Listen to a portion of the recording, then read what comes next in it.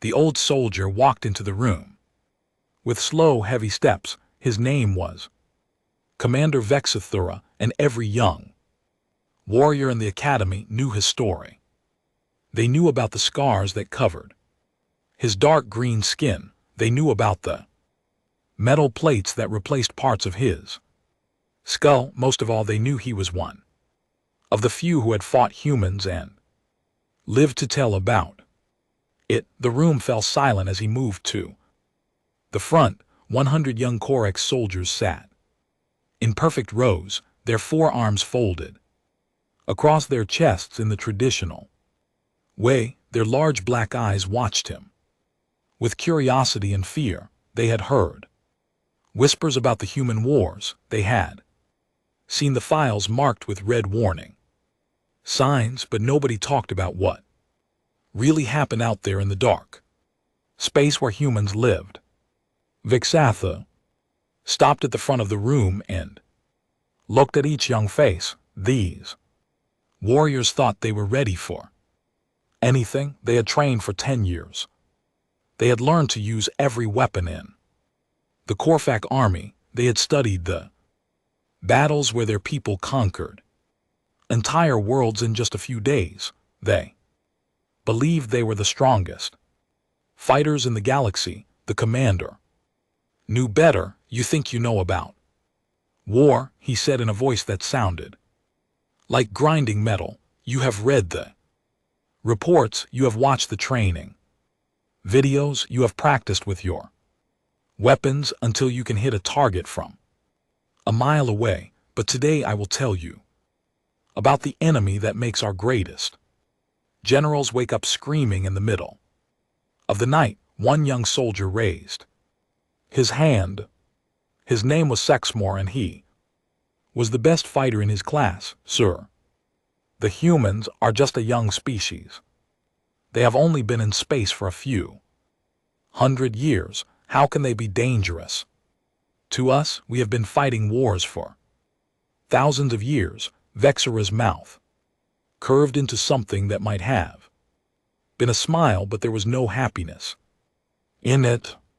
That is exactly what I thought when I first heard about them. The humans live on a small blue planet near the edge of the galaxy. Their technology is simple compared to ours. Their ships are slow. Their weapons are basic. When High Command told us to conquer their colonies, we thought it would be easy work. The commander moved closer to the young soldiers. I was a captain then, leading a strike force of 5,000 warriors. We had the best weapons, the fastest ships, the most advanced armor. Our target was a human mining colony called New Haven. The report said it had about 300 people living there, men, women, and children who dug rocks out of the ground to make money. He paused, his dark eyes looking at something far away. The colony was on a planet with red soil and 2 small moons. It looked peaceful. From space, just a few buildings, some mining equipment, and fields where they grew food. We expected them to surrender as soon as they saw our ships. Most species do. They take one look at a core battle fleet and decide that fighting is not worth dying for. Vexathura walked to the window and stared out at the training grounds where young soldiers practiced with their weapons. But when we sent the surrender message, something strange happened. Instead of fear or begging, we heard laughter, not the crazy laughter of someone who had lost their mind. This was the sound of someone who thought we had just told a funny joke. The young soldiers looked at each other with confusion. They could not understand why anyone would laugh at a corps of invasion force. The voice belonged to a human named Jake Martinez. The commander continued. He was not a soldier or a general. He was just a man who supervised the mining work. But when he spoke to us over the radio, his voice was calm and confident. He said something I will never Forget, Vexathura turned back to face his audience. He said, "Thank you for the warning, but we are not interested in surrendering today. If you want this colony, you are welcome to come down and try to take it. We will be waiting for you." A young female soldier named Xerox spoke up. "Sir, surely you just destroyed them from space. Why waste time with ground combat?" The old Commander scars seemed to darken because High Command wanted prisoners and information. They wanted to study human technology and learn about their other colonies, so they ordered us to take the settlement intact. He was quiet for a moment. That decision cost us more lives than any battle in our history. Vexathara began to pace back and forth in front of the room. We landed our forces in the early morning when the sun was just coming up. The plan was simple: surround the colony, demand surrender, and capture anyone who resisted. We had done this same thing on dozens of worlds. It always worked the same way. The commander stopped pacing and looked directly at his audience. But the humans were not like any enemy we had fought before. When our troops moved in, the colony seemed almost empty. We could see people moving around, but they did not run or hide like we expected. They went about their normal work as if we were not even there. One of the young soldiers raised his hand. "Sir, were they too scared to react?" "No," Vexathara said simply. "They were getting ready to fight while we were setting up our perimeter and checking our equipment. The humans were preparing the battlefield, but we did not understand what they were doing because they did not fight the way we expected." The commander moved to a wall display and activated a holographic map. It showed the layout of New Haven colony. Cluster of buildings surrounded by mining equipment and open ground. This is what we saw from our sensors: a simple settlement with no military defenses, no walls, no weapon platforms, no shield generators. We thought it would be the easiest conquest in Corfac history. He touched a control, and the map changed. Red markers appeared throughout the area showing the positions of the Corfac forces. We placed our troops here, here, and here. 5,000 soldiers surrounding 300 humans. Any military computer would calculate the odds as impossible for the defenders. Vexathara's voice dropped to almost a whisper, but the humans did not care about our calculations. They had something we did not expect and did not understand. They had Jake Martinez, man who worked in mines and fixed machines. They had Lisa Thompson, a woman who designed the colony systems.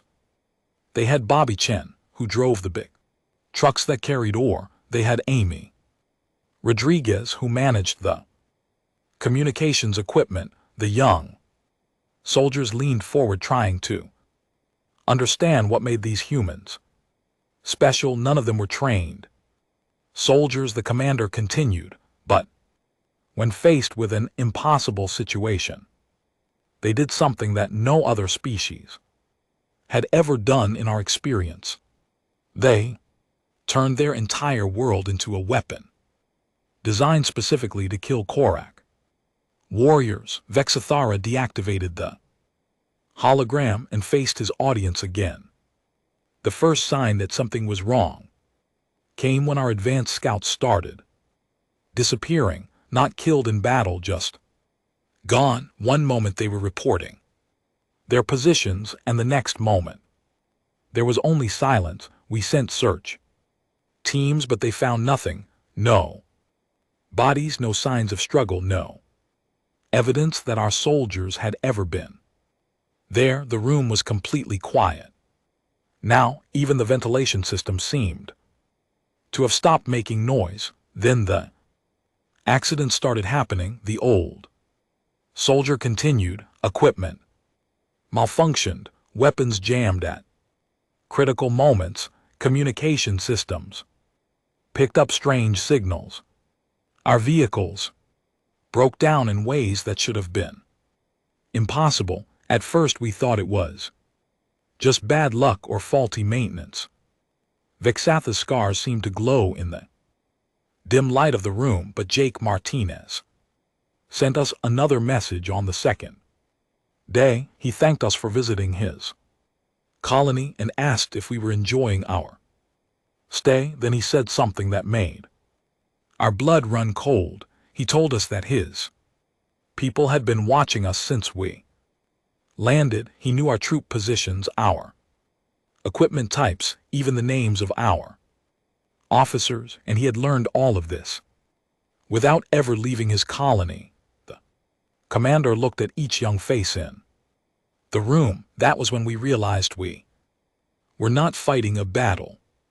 We were walking into a trap that had been designed by minds that thought in ways we could not understand. The humans were not trying to defeat us with superior weapons or greater numbers. They were hunting us with patience, intelligence, and a kind of creativity that turned everything around them into a tool for war. He paused, letting his words sink in, and that was only the beginning. Commander Vexatharo watched the young soldiers shift uncomfortably in their seats. Good. They needed to understand what they might face out there in the dark spaces where humans lived. He had survived the nightmare of New Haven colony, but barely. Too many good warriors had not come home from that cursed place. The second day started like any normal military operation. He continued, his voice carrying the weight of bitter memory. We had our perimeter established, our sensors were working, our communications were clear. High command was pleased with our progress reports. Everything looked exactly like it should for a successful conquest. The old commander moved to the center of the room, his metal leg making soft clicking sounds on the floor. That leg had been replaced after New Haven. The original had been destroyed by something the humans called a mining charge, though it had been used in ways no mining manual ever described. Our first mistake was thinking we understood their leader. Jake Martinez, Vexathara explained. We had studied his background. He was 43 years old, married to a woman named Carol, father of 2 children. He had worked in mines since he was 18. No military training, no combat experience, no reason to be dangerous to trained Corfag warriors. One of the young soldiers raised her hand. Sir, if he was just a miner, how did he become there? Commander, that is the wrong question. Vexathara replied. The right question is, how did 300 civilians become the most effective fighting force we had ever encountered? The answer lies in understanding what humans call leadership. The commander activated a new holographic display. This one showed the interior layout of the mining colony, buildings, tunnels, equipment, yards, and processing facilities. Jake Martinez did not become their leader because he was the strongest or the smartest. He became their leader because every person in that colony trusted him with their lives. Vexathar pointed to different areas on the display. Martinez had worked with these people for years. He knew that Lisa Thompson could design anything they needed. He knew that Bobby Chen could drive any vehicle through any terrain. He knew that Amy Rodriguez could make their old communication equipment work in ways the manufacturers never intended. Most importantly, he knew that every person in New Haven colony would fight to protect their home and their families. The hologram zoomed in on the mining tunnels that ran beneath the settlement, but Martinez had something even more valuable than loyal people. He had Lisa Thompson, a woman who understood machines better than most Corec engineers. Thompson had designed the colony's power systems, water systems, air recycling, waste processing, and emergency procedures. She knew every pipe, every wire, every structural support in the entire settlement. A young male soldier named Korvik spoke up. Sir, surely our sensors could map all their systems. Vexathura's scarred face twisted into what might have been a smile. Our sensors showed us what the systems were supposed to look like. Thompson had spent the night before our arrival rebuilding them into something completely different. She turned their mining equipment into weapons. She turned their power grid into a trap. She turned their water system into a delivery method for chemical weapons they made from cleaning supplies and industrial chemicals. The commander's voice grew quieter, forcing the young soldiers to lean forward to hear him. On the second morning, we discovered that our overnight camps had been visited by ghosts. Equipment had been moved, supplies had been contaminated, messages had been left written in perfect Corfac script welcoming us to New Haven and hoping we would enjoy our stay. The room was completely silent. The idea of humans moving freely through Korak military positions was almost impossible to believe. We increased our security. We posted more guards. We activated every sensor and detection system we had, but the visits continued.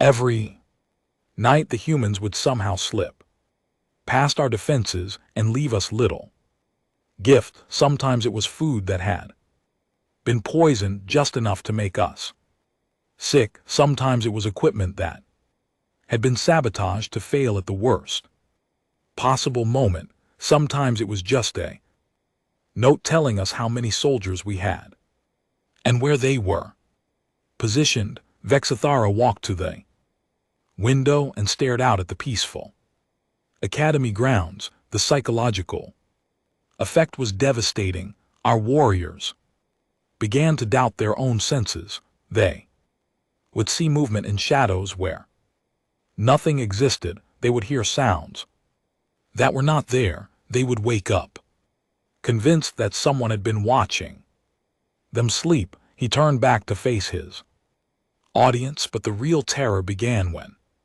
we tried to approach the colony buildings. Bobby Chen had spent his career driving massive mining trucks through dangerous terrain. He understood ground pressure, weight distribution, and soil stability better than our own engineers. Chen had spent the night turning the approaches to New Haven into a maze of hidden traps. The holographic display changed to show the area around the colony. Red zones marked dangerous areas, but they seemed to be everywhere. The first trap was simple but effective.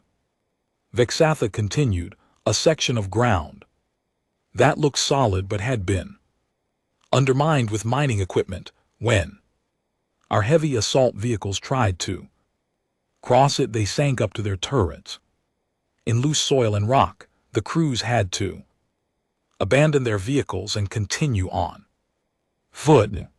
A young soldier asked, "Could you not just go around the trapped areas?"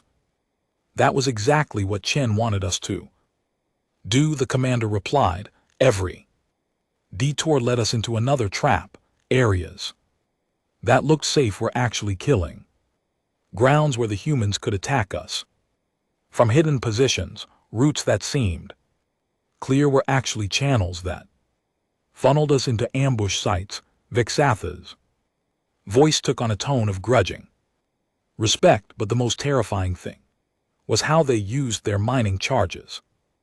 These were simple explosives designed to break rock for excavation in the hands of humans fighting for their lives. They became precision weapons that could destroy our equipment, collapse our positions, or create barriers exactly where they needed them. The commander activated another display, showing the timeline of the second day. At 800 hours, we lost our first assault team to a mining charge that had been placed under a bridge we needed to cross. At 10:30 hours, our communications array was destroyed by an explosive device that someone had somehow attached to our primary antenna. At 12:45 hours, our supply depot exploded when contaminated fuel ignited unexpectedly. He paused, letting the implications sink in. Each attack was perfectly timed and precisely targeted. The humans were not just fighting us, they were dismantling our entire operation piece by piece.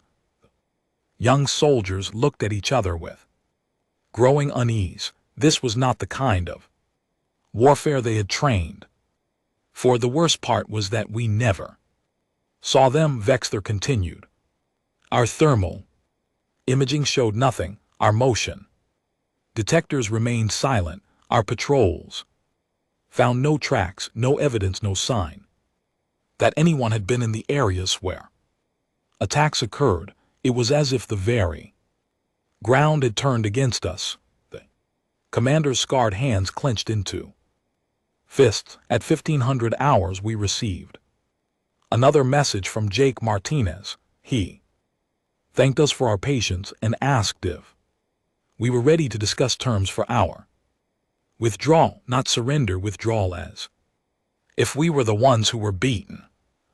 Young female soldier named Texavara raised her hand. Sir, what did your commanding officer say? Colonel Morak ordered a full assault. Beekster replied he was convinced that the humans were just lucky that their tricks would not work against a direct attack by overwhelming force.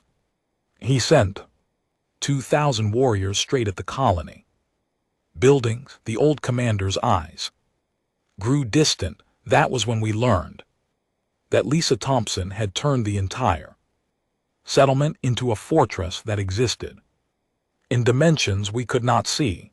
The buildings looked normal from the outside, but inside they had been connected by tunnels, reinforced with mining equipment, and equipped with firing positions that covered every approach. He activated a new display, showing the colony from above. What we thought was a simple collection of civilian structures was actually an integrated defensive system. Every building supported every other building.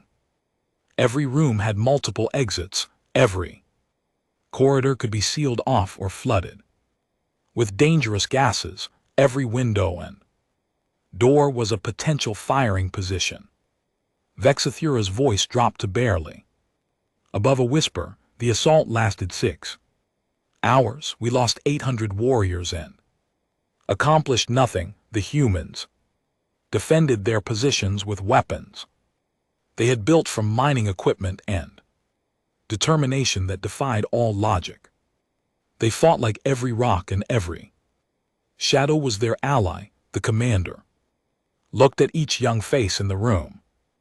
But the most terrifying moment came at sunset, when Jake Martinez sent us a final message for the day. He said his people had enjoyed the exercise and looked forward to tomorrow's activities.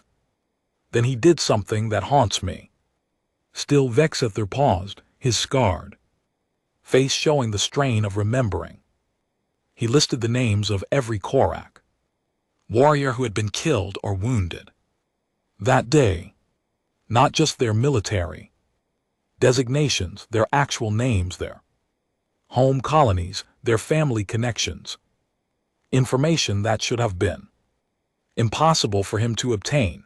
The room was so quiet that the young soldiers could hear their own breathing. That was when we realized we were not fighting miners and farmers, the old commander concluded. The third day changed everything. Commander Vexithura could see in the young soldiers' eyes that they were beginning to understand the horror of what he had lived through, but they had no idea how much worse it would become. The humans were just getting started with their education of the Korak military. When morning came on day 3, we discovered that our perimeter had been penetrated again. Vexithura continued, his voice steady but his hands shaking slightly. But this time the humans had left us. Something different, they had left us gifts. The commander activated a holographic display showing various pieces of Korak military equipment, but something was wrong with all of them. Our weapons had been disassembled and put back together, not damaged or destroyed. Improved. Someone had modified our plasma rifles to be more accurate. Someone had upgraded our communication devices to have better range. Someone had even repaired equipment that we thought was beyond fixing. A young soldier named Keksavara raised her hand. Sir, why would the enemy help us? Vexithar's scarred face showed something that might have been fear, because they wanted us to know that they could do anything they wanted to our equipment. If they could improve our weapons, they could also make them explode in our hands. If they could fix our communicators, they could also make them broadcast our positions to their fighters. The message was clear. We had no secrets from them. The no old commander began pacing again, his metal leg clicking against the smooth floor. But the real psychological attack began when Amy Rodriguez started her broadcasts. She had been the colony's communication specialist responsible for maintaining contact with supply ships and orbital stations. She knew how to use radio equipment better than most of our own technicians. He stopped pacing and looked directly at his audience. Rodriguez began broadcasting to our troops in perfect Korak language, not just the words but the accent, the military terms, even the slang that soldiers use when they think no one important is listening. She spoke to us like she had grown up in our militaries. The display changed to show a transcript of one of Rodriguez's broadcasts. The young soldiers leaned forward to read it, their eyes widening as they processed the contents. She knew the names of our officers. Vexthara explained. She knew where we had served before New Haven. She knew about our families back home. She knew which soldiers were nervous, which ones were angry, which ones were starting to doubt the mission, and she used all of this information to break down our morale. A young male soldier named Vortich asked, "Sir, how could she know so much about us?" That question kept us awake at night. The commander replied, "Our communication systems were encrypted with the best technology in the Korak Empire. Our personnel files were classified at the highest levels. Our personal information should have been impossible for any human to access." Vexthara activated another display, this one showing the colony's communication array. It looked like standard civilian equipment, nothing that should have been capable of military intelligence gathering, but Lisa Thompson had modified their systems in ways we did not understand. She had turned their simple radio equipment into something that could intercept, decode, and analyze our most secure transmissions. The commander's voice grew quieter. Rodriguez would broadcast to us every evening at sunset. She would start by giving us the weather forecast for the next day. Then she would tell us about news from our home worlds. Then she would casually mention things like troop movements, supply schedules, and tactical plans that should have been known only to our senior officers.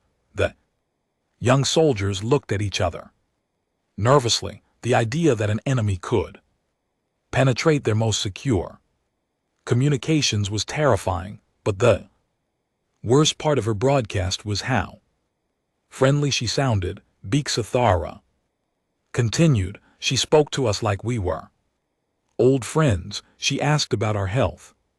She worried about whether we were eating well. She even gave us advice about how to stay safe during the fighting. It was like being psychologically attacked by someone's grandmother. The commander moved to the window and stared out at the training grounds where young warriors practiced with their weapons. The psychological pressure was enormous. Our soldiers began to question everything. If the humans knew so much about us, what else did they know? If they could penetrate our communications, what other capabilities did they have? If they could move through our positions undetected, were we ever really safe? He turned back to face the room. On the third night, we discovered just how far their intelligence gathering had gone. A human named Gary Thompson, Lisa's husband and the colony's maintenance supervisor, demonstrated capabilities that should have been impossible for any civilian. Vexethra activated a new display showing the colony's infrastructure systems. Gary Thompson was responsible for maintaining the power grid, water systems, waste processing, and environmental controls. He was essentially a glorified repair worker, but when faced with a Corv invasion, he became something far more dangerous. The display zoomed in on the colony's power generation facility. Thompson had somehow tapped into our orbital reconnaissance satellites. He was using our own surveillance systems to monitor our troop movements, identify our weak points, and coordinate attacks against our positions. A young female soldier named Zexelin raised her hand. Sir, how could a maintenance worker access military satellites? We never found out, Bixer admitted.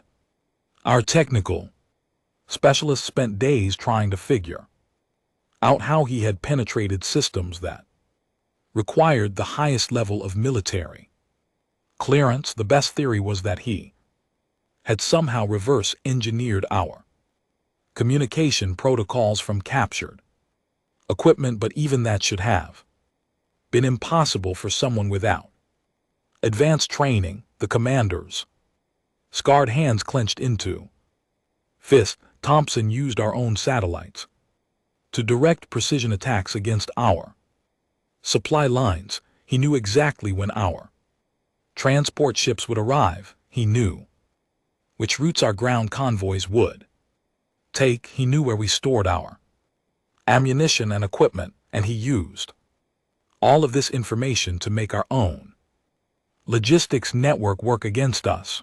The display changed to show a series of attack locations marked in red.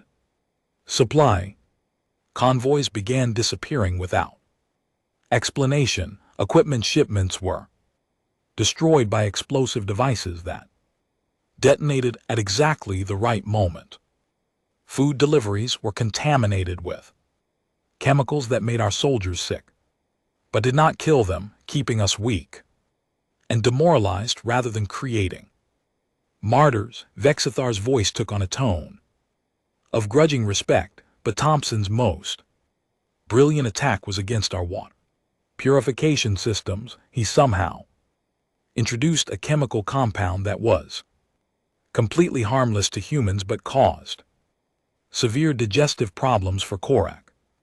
Physiology, our entire force was weakened without anyone understanding why. The young soldiers looked uncomfortable, the idea that their own supply systems could be turned against them was deeply disturbing. The fourth day brought us face to face with Bobby.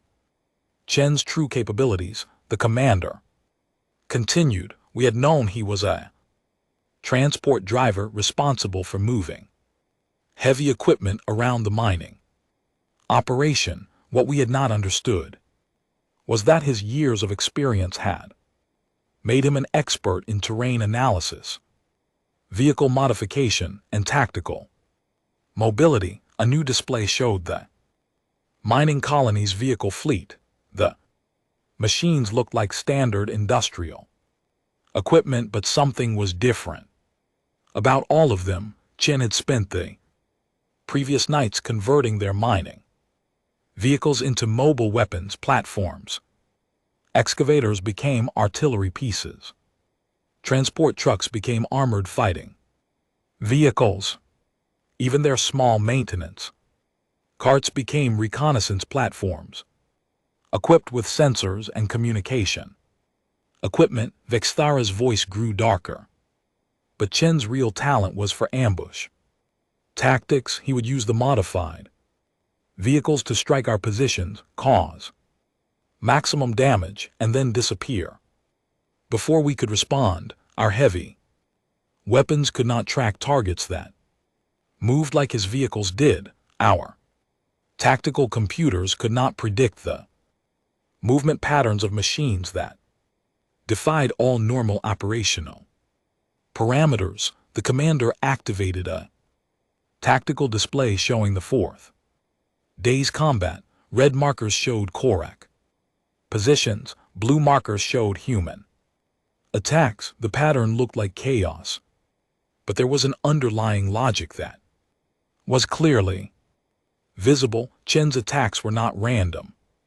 Vexathura explained, each strike was carefully planned to achieve maximum psychological impact while minimizing human casualties. He would hit our communication posts to disrupt our coordination. He would attack our medical stations to strain our resources. He would target our command positions to eliminate our leadership.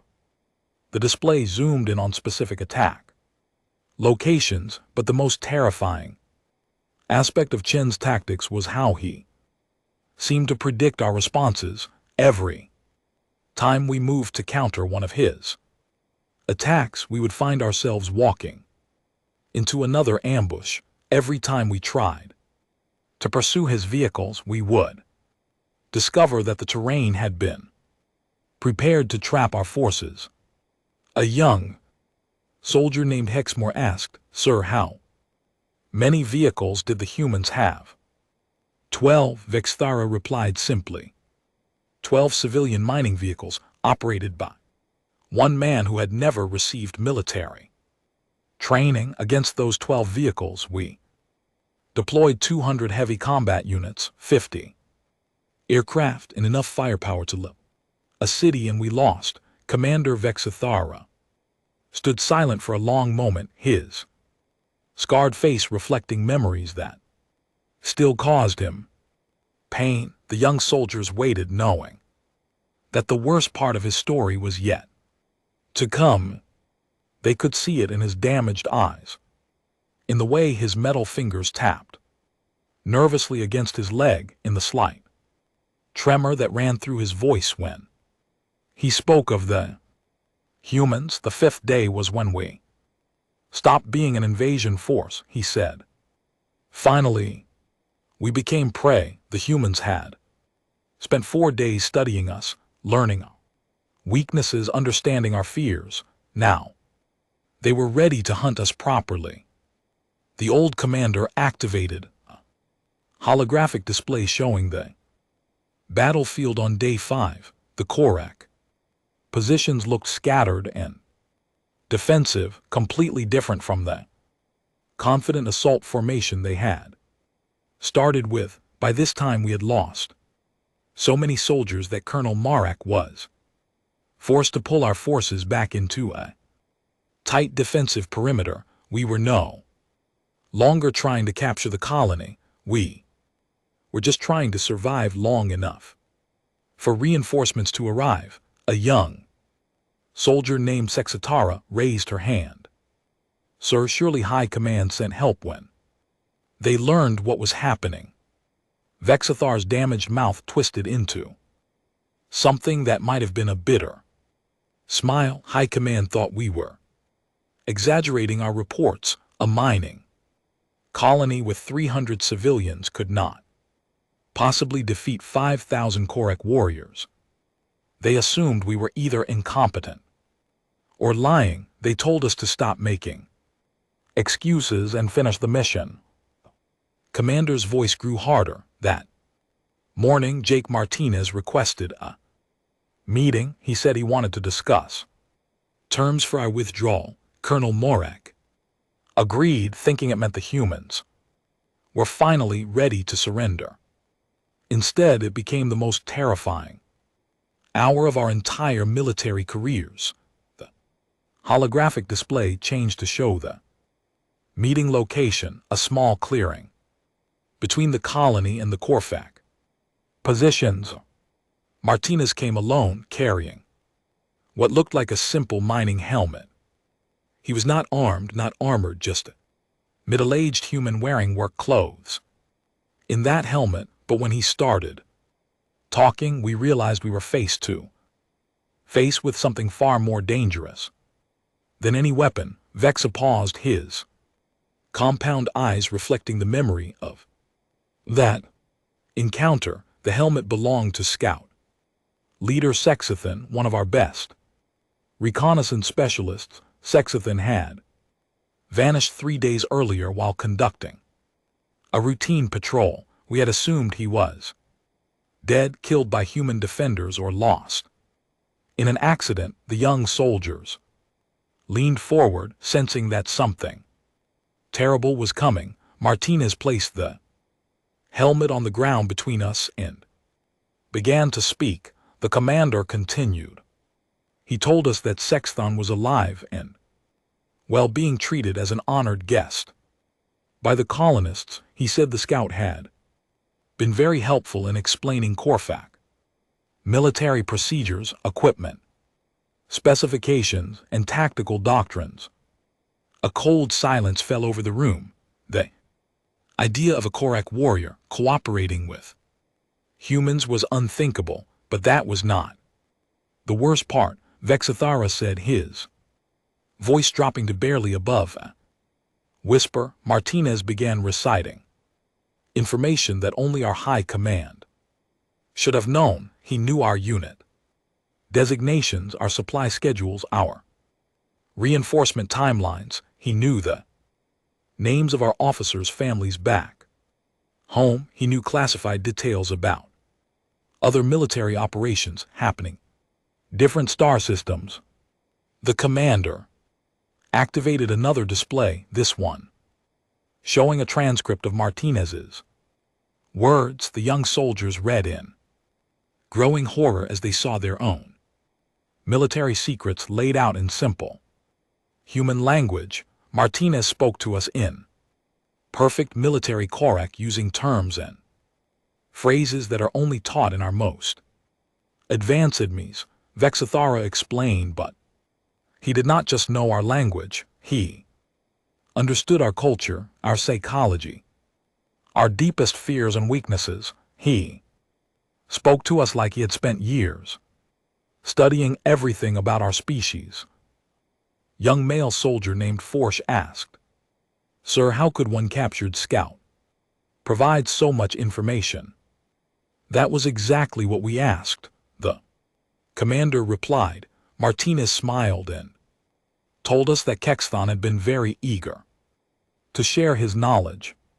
Then he explained why our scout had been so cooperative, and that explanation changed everything we thought we knew about humans. Fexathara moved closer to his audience, his voice taking on an urgent tone, Martinez said that humans have something they call empathy, the ability to understand and share the feelings of others. He told us that his people had spent 3 days learning about Kexthon's life, his family, his dreams and fears. They had not tortured him or threatened him. They had simply talked to him like a friend. The young soldiers looked confused. This concept of making friends with an enemy was completely foreign to their military training, but the truly terrifying part was what Martinez said.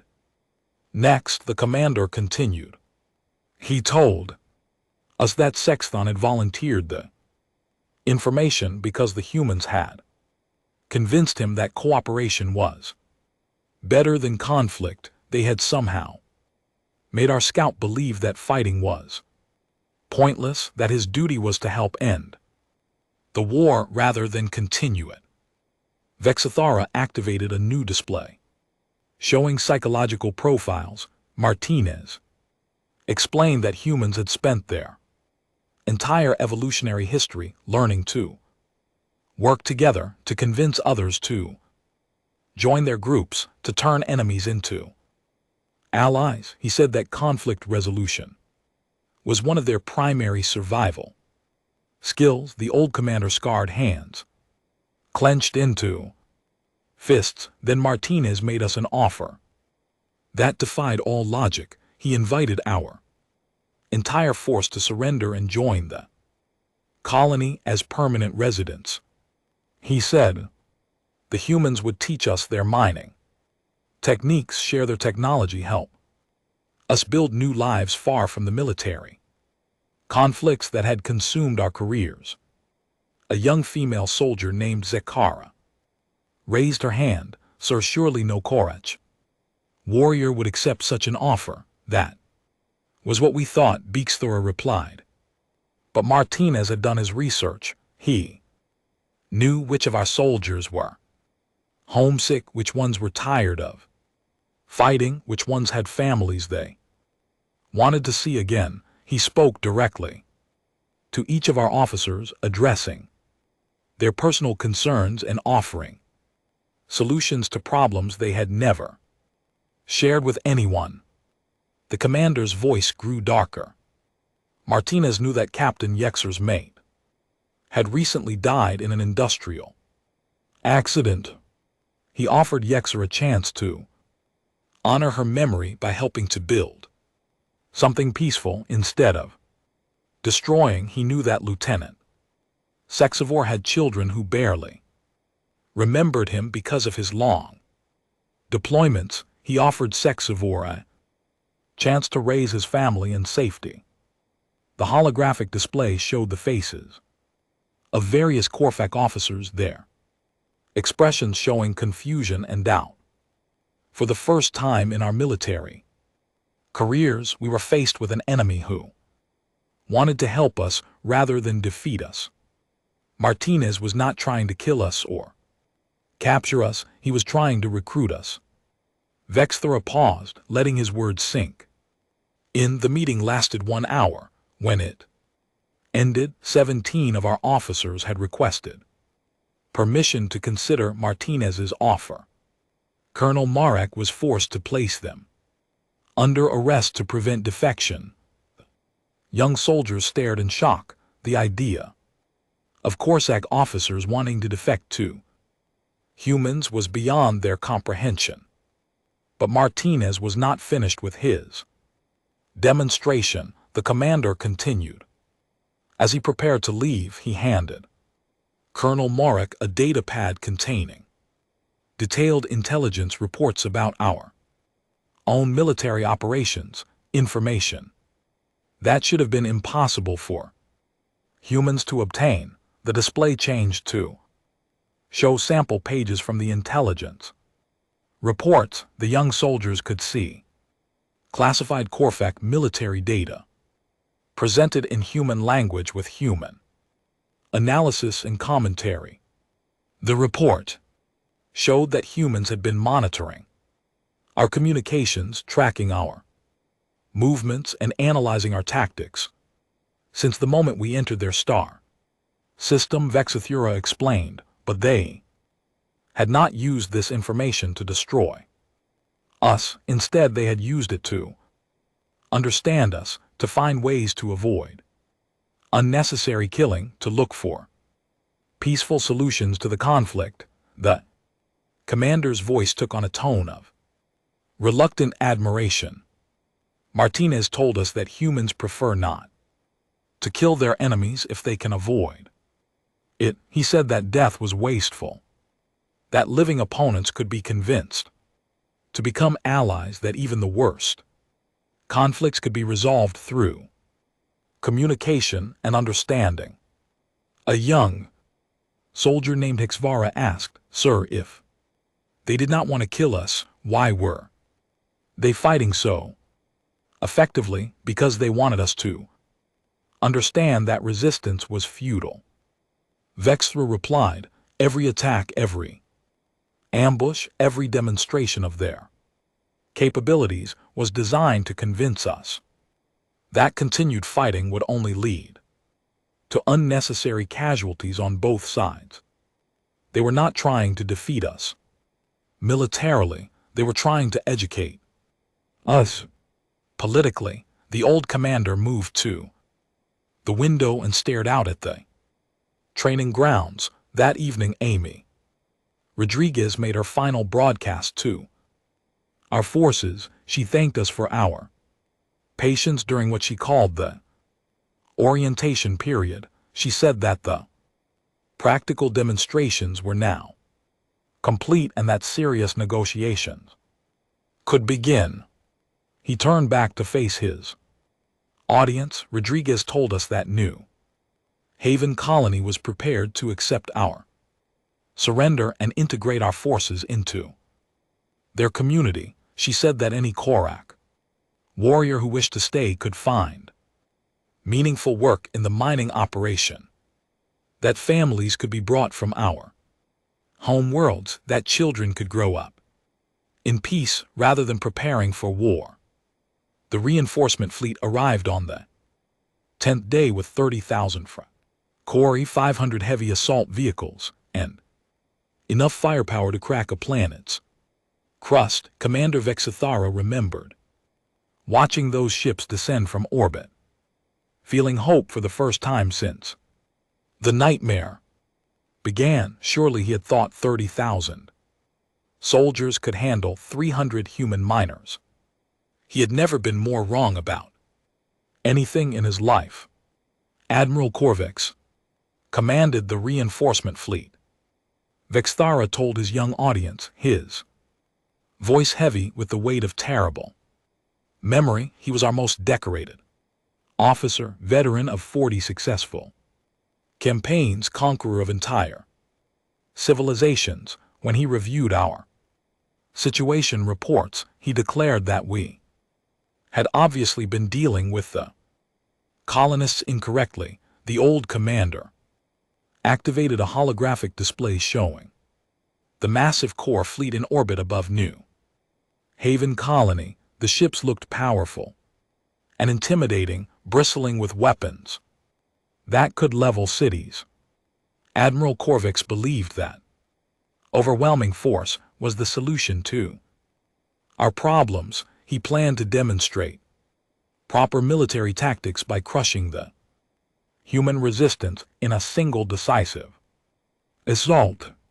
A young soldier named Texakira raised her hand. "Sir, with 35,000 warriors total, surely the humans could not resist." Vexithura's scarred face showed something that might have been pity. "That was exactly what we thought," but Jake Martinez and his people had spent 10 days preparing for this moment. They had used our original invasion force as a learning experience, studying our capabilities, understanding our weaknesses, perfecting their tactics. The commander moved to the center of the room, his metal leg clicking against the floor. The morning of the assault, Martinez sent Admiral Korvex a message that changed Everything he thanked the admiral for bringing so many new students to their advanced warfare seminar.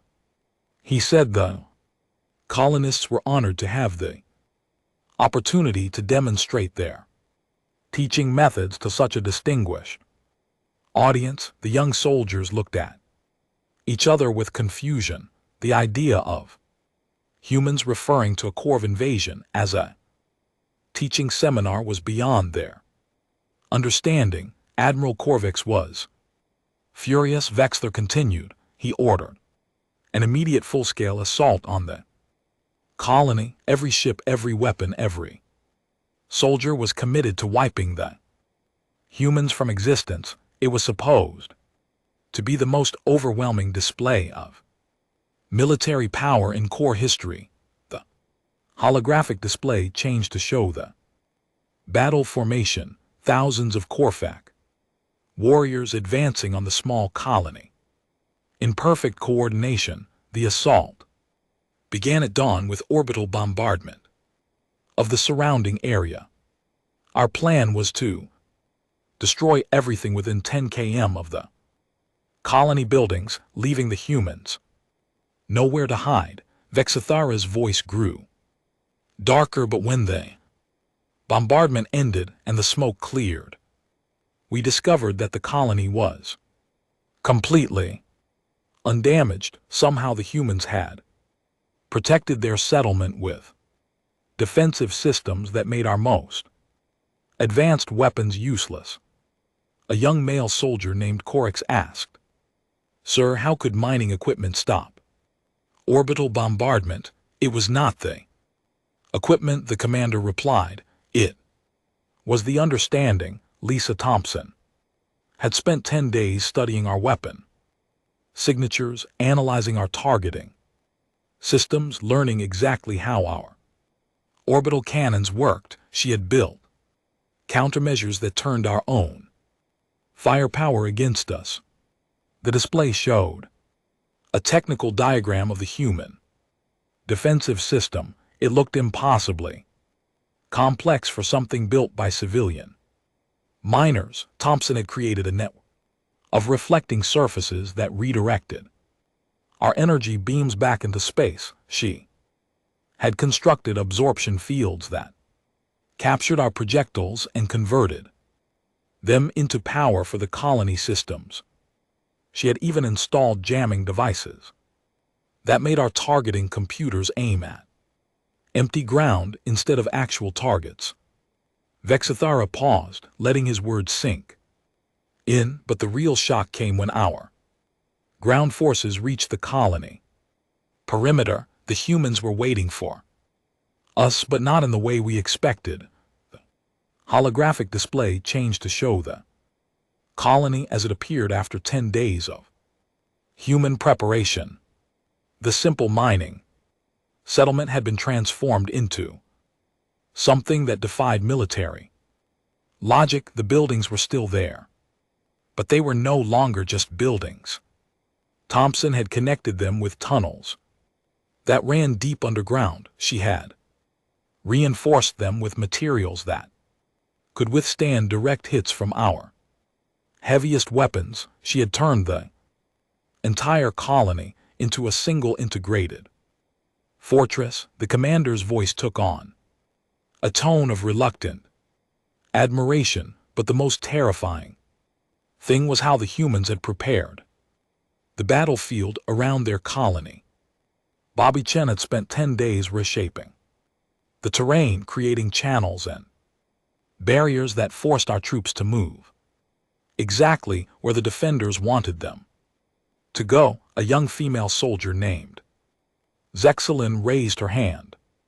"Sir, surely our forces could avoid obvious traps." "That was the problem," Vexler replied. "The traps were not obvious." Chen had made the safest-looking routes into killing grounds and the most dangerous-looking areas into safe passages. Our tactical computers could not process terrain that had been deliberately designed to confuse military analysis. The display showed the battle from above with red markers indicating Corvac casualties. The pattern looked like a systematic slaughter. Our first wave of 10,000 warriors was destroyed in less than an hour, not by superior firepower or overwhelming numbers, but by perfect coordination between humans who had turned their entire world into a weapon. Vexthor's voice grew quieter. Gary Thompson had spent 10 days expanding his surveillance network. He was now monitoring not just our communications, but our biometric data, our equipment status, even our emotional states. He knew which soldiers were nervous, which ones were confident, which ones were likely to make mistakes under pressure. The commander activated a new display, showing intercepts of Corvac military communications. Thompson was feeding real-time intelligence to every human defender. They knew exactly where our forces were, what weapons they carried, what tactics they planned to use. It was like fighting an enemy that could read our minds. A young soldier named HFY asked, "Sir, how could 300 humans coordinate so perfectly against 35,000 warriors?" "Because they were not fighting 35,000 separate battles," Vexthor explained. "They were fighting one single battle that they had designed. From the beginning, every human knew exactly what every other human was doing. Every action was part of a larger plan that encompassed the entire battlefield." The old commander, scarred, hands clenched into fists. Amy Rodriguez had spent 10 days perfecting her psychological warfare techniques. She was now broadcasting directly into our helmet communicators, speaking to individual soldiers by name, telling them about their families, their fears, their hopes for the future. The display showed transcripts of Rodriguez's broadcasts. The young soldiers read with growing horror as they saw intimate, personal details about Corvac warriors being used against them in battle. Rodriguez would speak to our soldiers while they were under fire, offering them safe passage if they surrendered, promising them better treatment than they received from their own officers, telling them that their deaths would serve no purpose except to satisfy the pride of commanders who saw them as expendable. Vexthor continued. The commander's voice took on an urgent tone, but the most devastating attack came from Jake Martinez himself. He had spent 10 days studying our command structure, understanding our military hierarchy, learning how to break our chain of command. The holographic display changed to show the Corvac command structure with red lines, indicating communications that had been compromised. Martinez began sending orders directly to our junior officers, using Admiral Corvac's personal command codes. These orders were perfectly formatted, properly authenticated, and completely logical from a tactical perspective. A young soldier asked, "Sir, what kind of orders?" "Ordered that saved lives," Vexthor replied. Simply, Martinez would order tactical withdrawals from positions that were about to be attacked. He would redirect supply convoys away from ambush sites. He would cancel assaults that would have resulted in massive casualties, and every order was justified with intelligence that proved its necessity. The room fell silent as the implications sank in. The humans had been using the Corvac command structure to protect Corvac soldiers from their own tactics. The battle lasted 3 days. The commander continued. "By the end we had lost 28,000 warriors. The humans had lost nobody. Not a single colonist had been killed or even seriously injured during the entire engagement." Vexthor's voice dropped to barely above a whisper. On the final day, Jake Martinez sent Admiral Korvax a message that ended the war. He said that the practical demonstration of human defensive capabilities was now complete. He offered to discuss terms for a permanent peace treaty between humans and the core empire. The old commander moved to the window and stared out at the peaceful academy grounds. But the most terrifying part of Martinez's message was his final offer. He said that New Haven colony would be happy to establish a training program for Korek military officers who wanted to learn proper defensive tactics. He promised that human instructors could teach our forces how to protect their worlds more effectively.